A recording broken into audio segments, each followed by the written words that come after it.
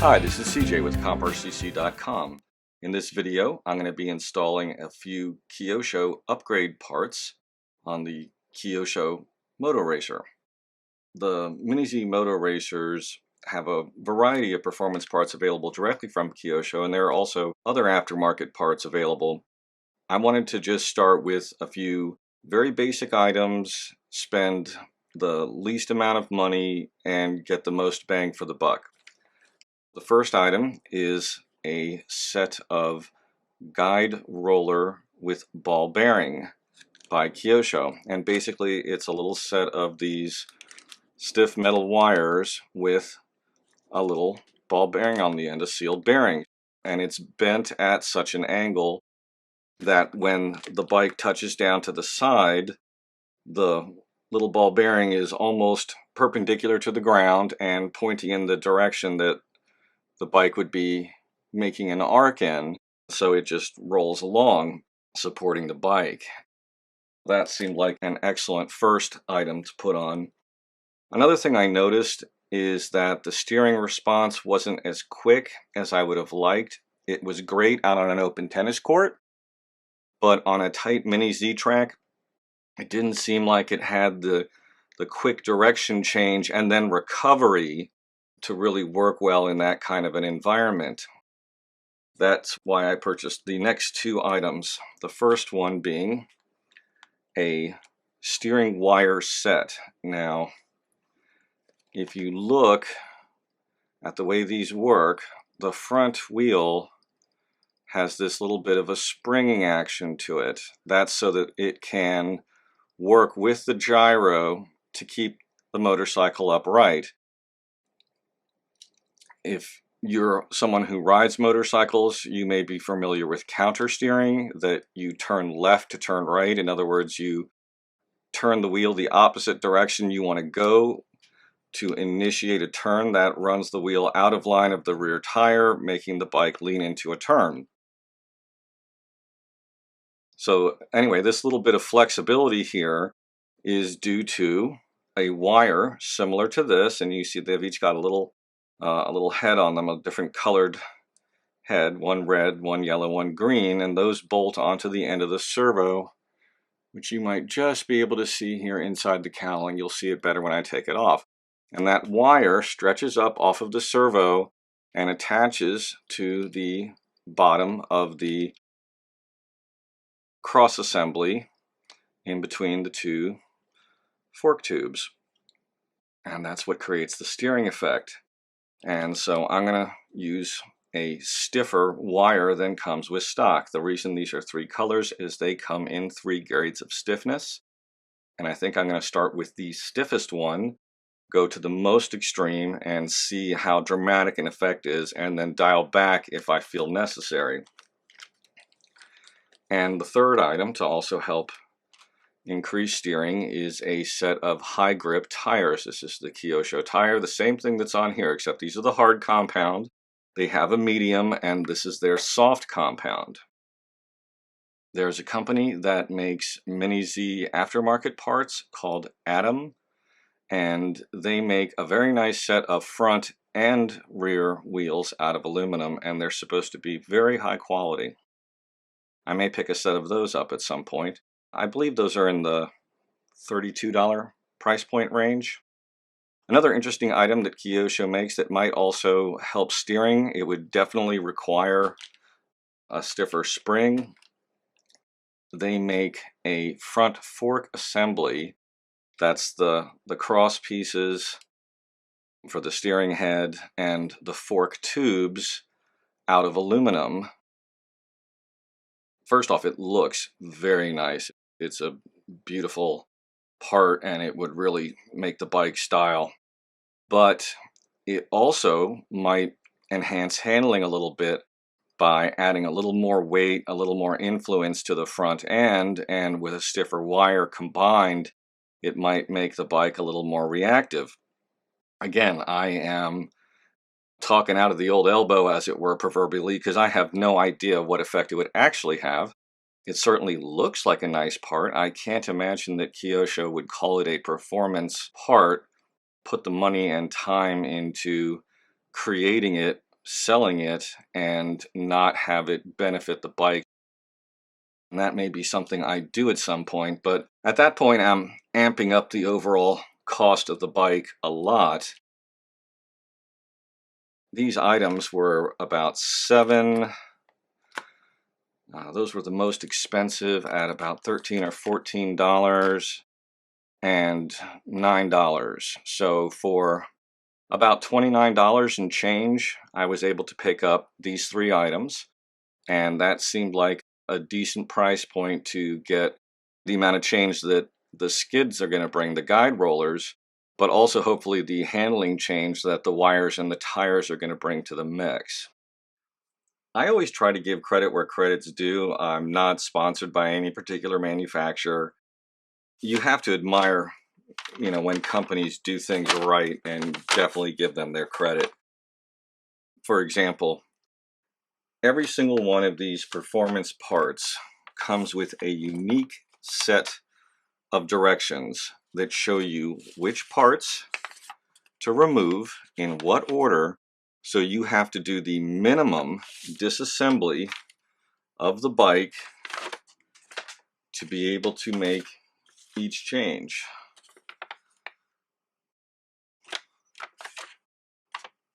You gotta like that.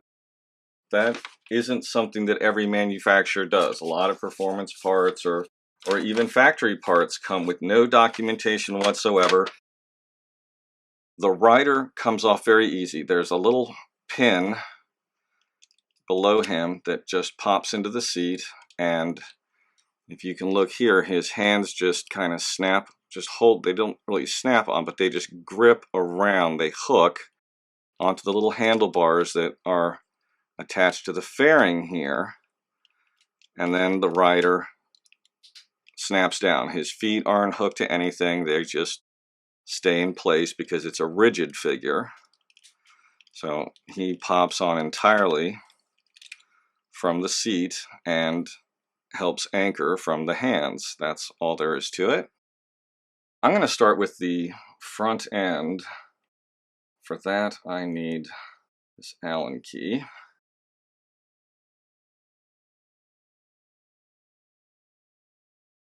Another thing that I recommend anytime that you work on any of the Mini Zs, whether it's one of the bikes or one of the cars, make sure that you've got a lot of light.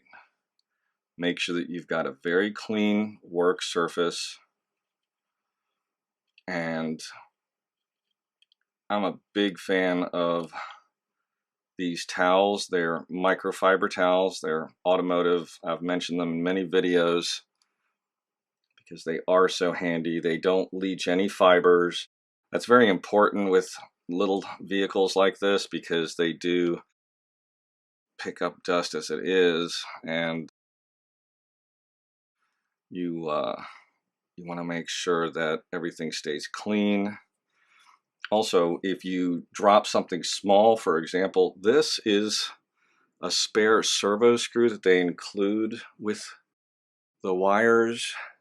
That thing is just ridiculously small. All of the screws are very small, and I also keep a towel across my knees so that if I do drop something and it does actually get a bounce off of the towel, chances are it's going to get caught on the towel that I've got across my legs. It's not going to drop between my legs into the carpet or onto a hard floor and disappear forever.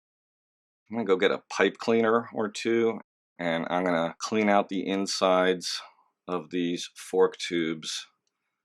And when I reassemble them, I may use a little bit of black grease to lubricate this a little bit so it works a little more smoothly. That might be one of the big advantages of the aluminum front fork, is a smoother, cleaner action. These are a handy item to have. You can find them at dollar stores, drug stores, all kinds of places.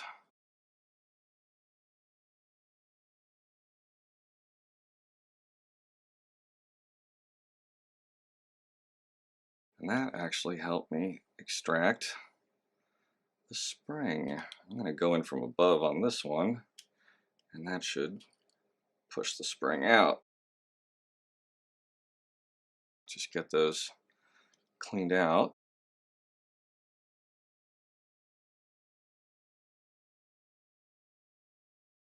You have to kind of see, you can see this wire assembly a lot more clearly now. If I move the fork, you can see how that wire allows the front fork to move on its own. The stiffer one will reduce that amount. Just want to kind of get a feel for that when it's not on.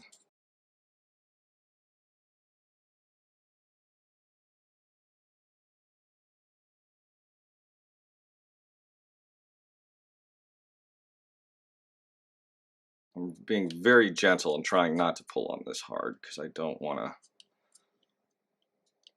do any damage. Okay, let me just look at the directions and see if they offer any advice. This is not a good pair of needle nose. It's smooth, it doesn't have any real teeth on it.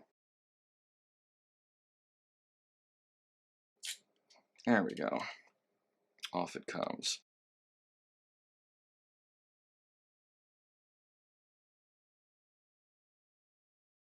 I'm going to make sure that the radio trim is centered. Okay, the trim is centered. Power up the radio.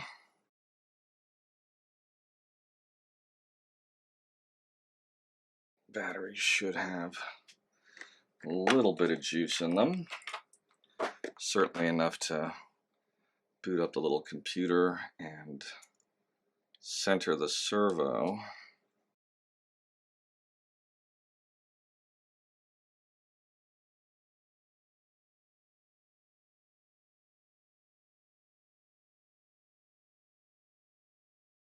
Radio on.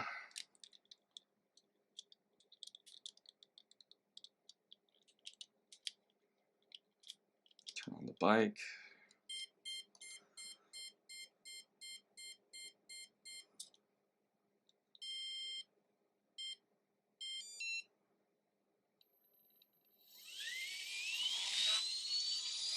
Okay, and of course the gyro is coming up.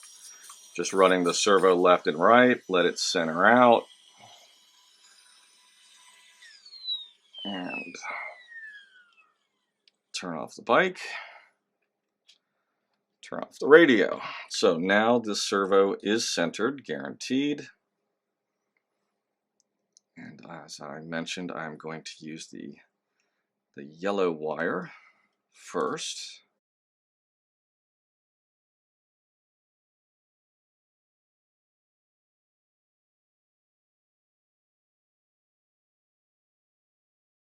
I've got it seated.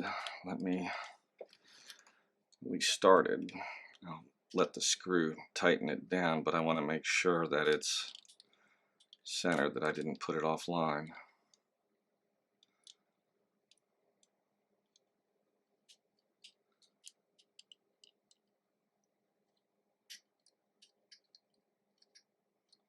The wire looks a little long, like it's touching down up here or something.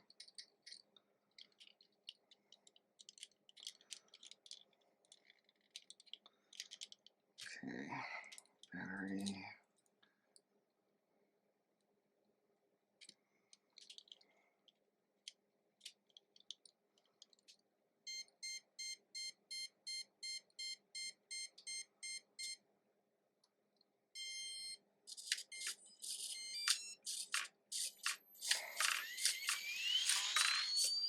Okay.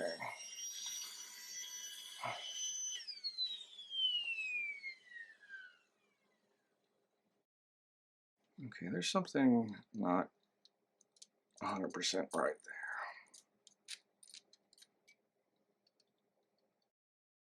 Not sure if this wire is a little long or if I need to maybe bend it down a little bit. It seemed like it was passing through the hole here on the fork steerer, but it was catching on the frame.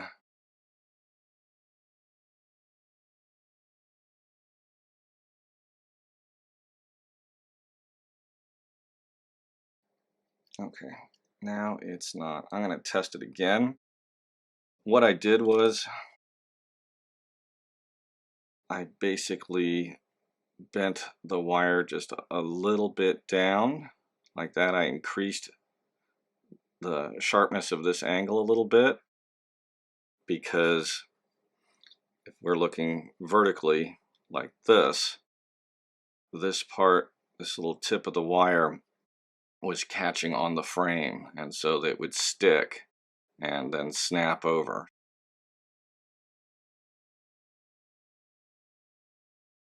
Okay, there's still some sticking going on there.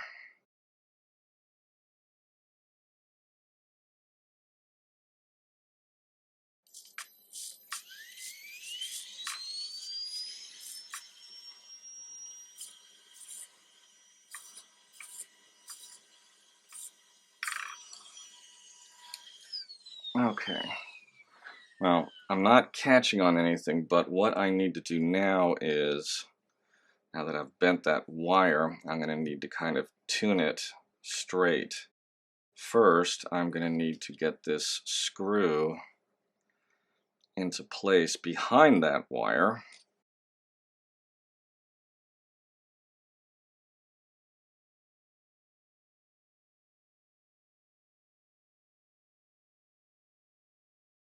That might be easier. Put the screw in first.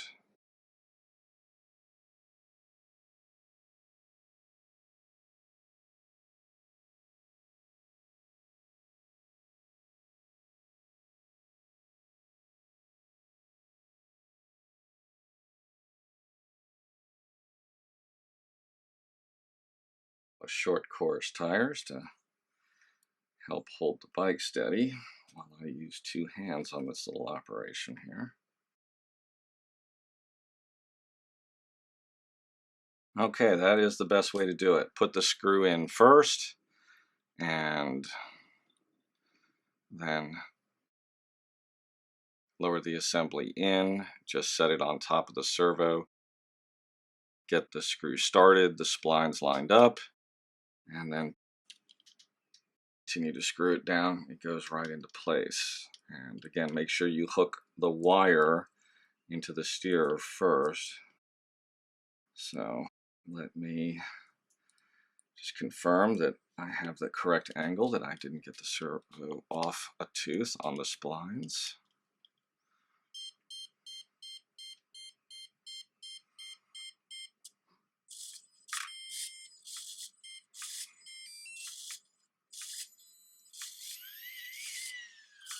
Perfect. That is a nice smooth movement, and it's still got motion, but it definitely feels a lot tighter than stock. You heard the gyro spun right back down. When you're low on battery power, the gyro is the first thing to drop off. It is the biggest draw. So if your bike stops on you and you go to restart it again, if you pick it up and the gyro just spools off on you, you know. Well, this process went longer than expected. In hindsight, I might have taken off the fairing to give me a little more access. In the next video, I will install the soft compound tires and the guide rollers. I hope you enjoyed this video. Thank you for watching.